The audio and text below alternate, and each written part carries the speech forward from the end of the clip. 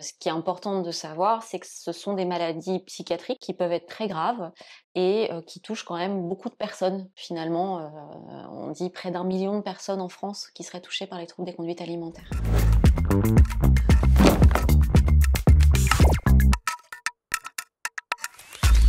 Bonjour, moi c'est Camille, je suis psychiatre spécialisée dans les troubles des conduites alimentaires et je travaille dans un hôpital en région parisienne. Ce qui m'a poussée à me spécialiser dans les TCA, c'est mon parcours de formation en fait.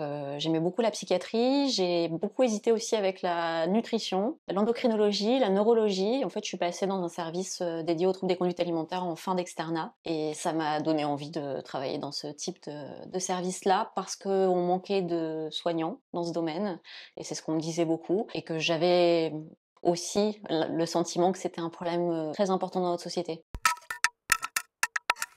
Du coup, les troubles des conduites alimentaires, c'est le fait d'avoir un rapport perturbé à l'alimentation qui va engendrer une souffrance importante sur le mental et sur le corps. Ce qui est important de savoir, c'est que ce sont des maladies psychiatriques qui peuvent être très graves et qui touchent quand même beaucoup de personnes. Finalement, on dit près d'1 million de personnes en France qui seraient touchées par les troubles des conduites alimentaires.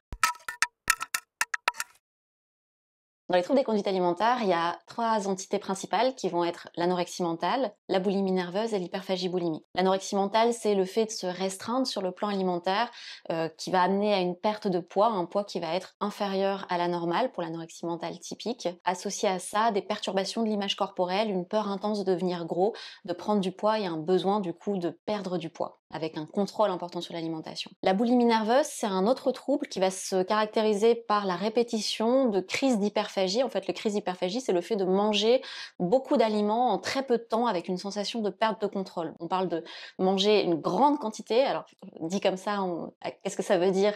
C'est plus qu'un paquet de biscuits, ça va vraiment être un placard entier en moins de 2 heures avec vraiment le sentiment que je perds le contrôle sur cette prise alimentaire-là. Donc, il y a une répétition de crise et dans la boulimie nerveuse, il va y avoir dans les suites de ces crises-là des comportements qu'on dit compensatoires pour du coup compenser la prise alimentaire qui est liée à la crise. Donc en fait l'idée c'est de contrôler finalement les apports caloriques, de contrôler le poids avec des stratégies compensatoires qui vont être par exemple des vomissements, c'est assez fréquent, on pense souvent aux vomissements quand on parle de boulimie, mais ça peut être aussi autre chose, ça peut être le fait de faire de l'hyperactivité physique, de prendre des médicaments ou encore de faire un jeûne, une restriction très importante dans les suites de la crise. Et le dernier, qui est finalement le trouble alimentaire le plus fréquent de tous les troubles alimentaires, c'est l'hyperphagie boulimique. Et l'hyperphagie boulimique, ça va être les mêmes symptômes que la boulimie nerveuse, mais on va pas avoir les conduites de compensation. C'est-à-dire que les personnes, elles vont faire des crises, il va y avoir une répétition des crises d'hyperphagie, mais sans conduite de compensation derrière les crises. Donc il y a une souffrance, il y a un mal-être important, il y a une insatisfaction corporelle souvent, et il y a comme conséquence le fait de prendre du poids progressivement, et ça va être des personnes qui vont souvent être en surpoids ou en situation d'obésité. Alors du coup, j'ai écrit un livre, l'idée elle est venue pendant le confinement. J'étais dans un autre service, dédié aux troubles des conduites alimentaires et j'ai eu énormément de patients qui sont arrivés en hospitalisation ou en consultation en demande de soins, qui évoquaient toutes les remarques qu'il pouvait y avoir dans les médias ou sur les réseaux sociaux, qui expliquaient qu'il fallait faire attention à ce qu'on mange, fallait faire attention à pas manger de féculents par exemple le soir pour pas grossir parce qu'on était confinés, parce qu'on allait moins bouger, qu'il allait falloir continuer à bouger, qu'il allait falloir faire attention de pas prendre du poids. Il y a eu des messages comme ça dans les médias, plein de médias différents, pas forcément mal intentionnés, hein, mais maladroits malheureusement, qui, chez certaines personnes vulnérables, ont déclenché des troubles des conduites alimentaires. C'est-à-dire que ces propos-là, effectivement, chez des personnes qui ont des facteurs de risque de développer des troubles alimentaires, comme une mauvaise estime d'eux, une insatisfaction corporelle, le fait d'avoir vécu des traumatismes dans l'enfance, du harcèlement, etc. Et ben, ce type de propos a fait que j'ai remis en question à un moment donné peut-être mon alimentation, ma façon de faire du sport, mon poids. J'ai voulu mettre en place quelque chose et j'ai développé des troubles des conduites alimentaires. Et en fait, l'idée de mon livre, ça part de là. Je me suis dit, je veux qu'on remette de la vérité, de la science dans les propos qu'on a dans les médias. Je veux qu'on reprenne toutes ces idées reçues qui sont malheureusement encore véhiculées aujourd'hui sur plein de réseaux sociaux et qu'on les déconstruise pour amener de la réalité scientifique en fait, pour ramener des faits, déconstruire les fake news.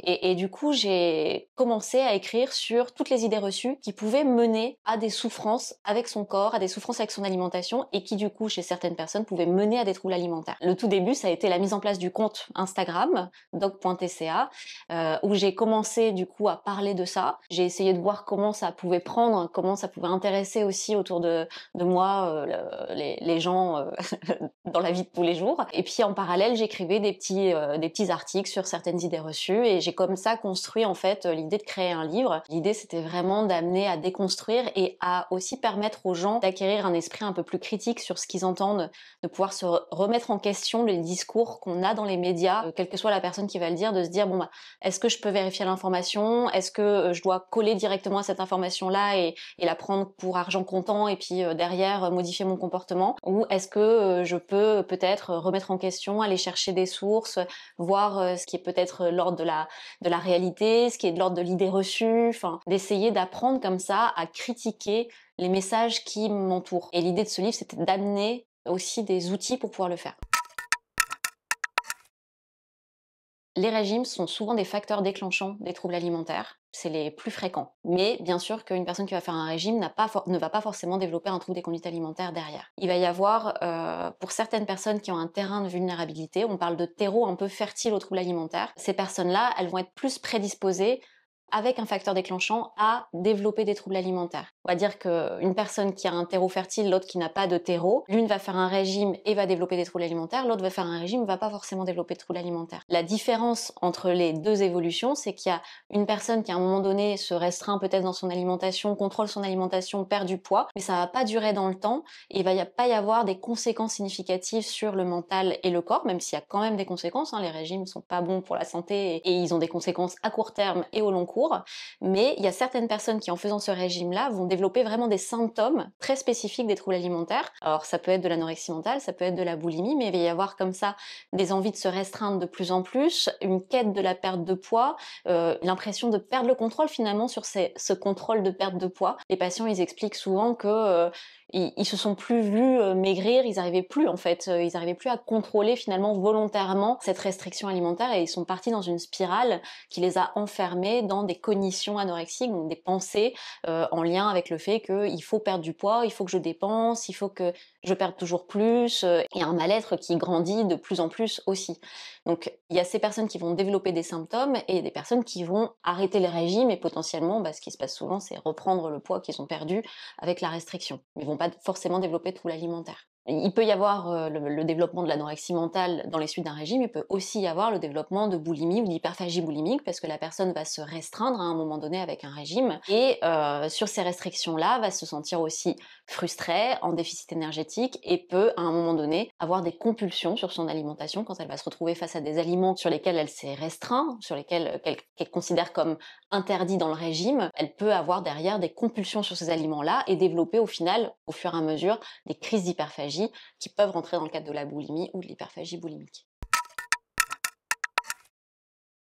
En fait, il y a plein d'idées reçues très différentes, mais c'est par exemple l'idée que il faudrait manger absolument plus léger le soir. C'est une idée assez basique que tout le monde peut avoir, qui peut être justifiée chez certaines personnes, le fait de manger moins le soir, mais c'est pas une obligation de manger moins le soir pour potentiellement mieux dormir, pour pas prendre de poids, pour pas grossir. Il y a cette idée que si je mange plus le soir que le midi, potentiellement, je vais prendre du poids. Et ça va pas aller.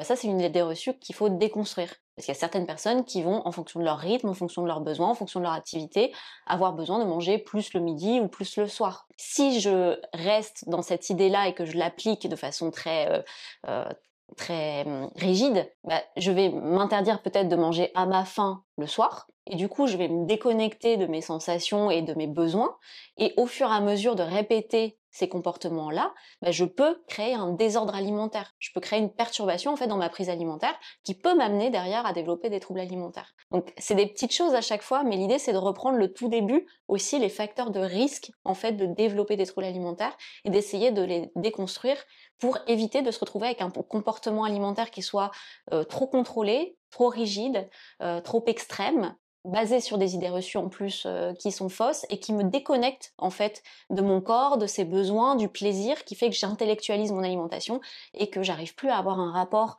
sain et serein en fait aux aliments. Ce que je trouve intéressant et ce pourquoi je continue à faire du contenu sur les réseaux sociaux, c'est que j'ai l'impression d'aider davantage par rapport à ce que je peux faire en pratique dans mon activité professionnelle. Malheureusement, on peut pas prendre 10 000 patients, on peut pas répondre à toutes les demandes des patients qui souffrent de troubles alimentaires, donc on est assez limité, ça peut être assez frustrant. Et je voulais apporter, que ce soit à travers le livre ou les réseaux sociaux, en fait, des informations sensibilisées, du contenu pour comprendre certaines choses, certains mécanismes des troubles alimentaires, certaines façons de pouvoir améliorer certains symptômes, travailler aussi sur les idées reçues, apporter des informations qui pourraient aider soit à soulager un peu les symptômes alimentaires, à soulager les proches, les familles, à mieux comprendre les choses pour avoir un meilleur rapport avec les personnes qui souffrent de troubles alimentaires, aider aussi peut-être les professionnels à avoir des informations qui soient plus claires autour de ces troubles-là pour mieux les prendre en charge aussi de leur côté, aider à déconstruire les idées reçues aussi qui pourraient mener à des souffrances alimentaires. Et en fait, sur les réseaux sociaux, l'avantage c'est que je peux toucher beaucoup plus de monde avec ces messages-là. Alors certes, c'est moins personnalisé, hein, mais du coup, l'idée, c'est de faire passer des messages et j'ai beaucoup de retours, que ce soit de patients, que ce soit de professionnels, que ce soit de familles, qui me disent ça fait du bien de lire des choses sur les troubles alimentaires ou en amont des troubles alimentaires, qui soient sourcées, qui soient bien expliquées, qui soient dites par un professionnel de santé, et ça nous aide. Donc ça aussi, ça me conforte dans le fait de continuer, forcément. J'essaye et j'espère pouvoir aider du coup plus de personnes que ce que je fais en pratique clinique. Déjà, il y a beaucoup d'idées reçues sur les troubles alimentaires même, et on a souvent l'idée que un trouble des conduites alimentaires, c'est quelqu'un qui va être maigrissime et que ça va se voir physiquement sur la personne. Parce qu'on pense à l'anorexie mentale très dénutrie, et effectivement, c'est le cas de l'anorexie mentale très dénutrie. On va avoir des personnes qui vont avoir un corps extrêmement maigre, dénutri, bien en dessous de la norme, mais il n'y a pas que ces troubles-là, en fait. Et ça, on l'a moins en tête. Il y a, par exemple, dans l'anorexie mentale, il peut y avoir des formes à poids normal. Donc on peut avoir perdu énormément de poids, mais être encore dans une norme au niveau pondéral et pourtant souffrir d'un trouble des conduites alimentaires avec des obsessions alimentaires, des obsessions autour du corps, une perturbation de l'image corporelle, mais ça ne se voit pas forcément physiquement. Il y a aussi cette idée que, par exemple, dans les troubles alimentaires, dans l'anorexie mentale principalement, un patient qui souffre d'anorexie mentale ne mange pas. C'est ça l'idée. Mais en fait, non, pas du tout. Il y a des patients qui souffrent d'anorexie mentale et qui sont capables de manger un repas à table normal. C'est juste que derrière, qu'est-ce qui se passe derrière? Il y a aussi d'autres comportements, d'autres conduites, d'autres choses qui font que, en fait, non, ils souffrent de troubles des conduites alimentaires, mais ils mangent. Cette idée aussi que peut-être c'est des gens qui n'aiment pas manger. Et ça aussi, encore une fois, c'est quelque chose qui n'est pas vrai. Ça peut arriver dans les troubles alimentaires qu'on n'aime pas manger, mais c'est pas non plus une vérité absolue et c'est pas systématique du tout, au contraire. Donc il y a ça, et après il y a aussi les autres troubles qui sont moins bien connus comme la boulimie. La boulimie nerveuse, c'est un trouble des conduites alimentaires où on a un poids qui reste souvent dans la norme. Il peut y avoir des variations, hein, mais souvent il reste dans la norme.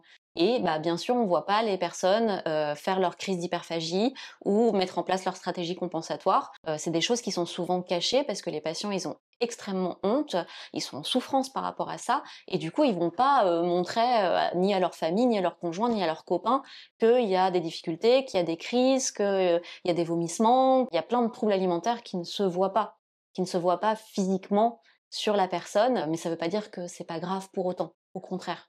Enfin, voilà, tous les troubles alimentaires sont graves, quel que soit le poids.